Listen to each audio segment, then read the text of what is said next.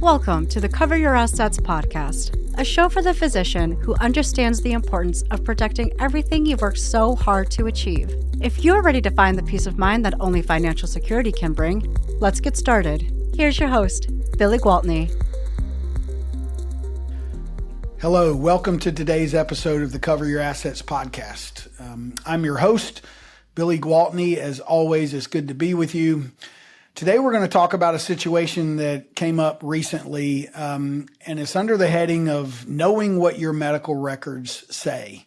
I work with many physicians and helping them secure their private specialty disability coverage. Typically, streamlined medical screening is required to secure the coverage, and so we walk through this process and help our clients navigate this. And as the broker is required. You can't go direct to the insurance carrier. There has to be a broker, and there's no extra fee for working with a broker. It's already built into the cost.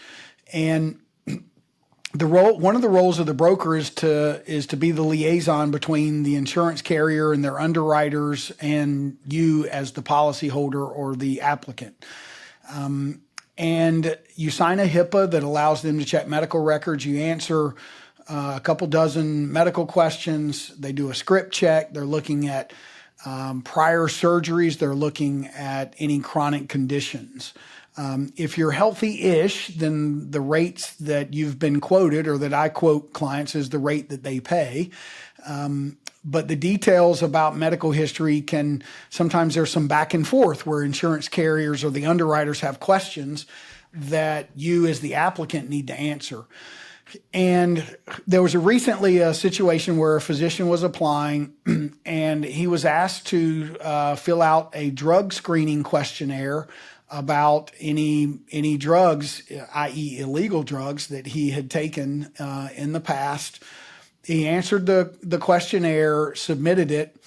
The underwriter came back and said, we need him to answer it again because something is not lining up. Please ask him to expand on and be forthcoming. Well, this sent him kind of over the edge, as you might imagine. He has not taken any illicit drugs. That's not something that's concerning to him. He was insulted. He was mad. So I got back on the phone with him and discussed it with him and said, hey, different carriers underwrite differently. Some insurance carriers are more restrictive, and if they see something and they think somebody's not telling the truth about a drug that they had taken in the past, they're just going to decline it. They're just going to say, we're not going to do anything. This particular insurance carrier was wanting to figure out a way to make it work. And what that meant was they came back and needed to ask the question again. And you've got HIPAA regulations, you've got privacy issues going on here. And so there's a lot, they're just kind of trying to say, hey, help us out, let us know. Well, he ended up answering it again, and come to find out he had taken, and I wrote it down because I'm not that familiar with it. He had taken what was called HCG gummies. Now, I know some people are familiar with these things, but I'm not. I know it from an underwriting standpoint, but this terminology is, I just wanted to make sure I get it right. He had eaten some HGC gummies, and he had disclosed this to his doctor, and he had forgotten about it.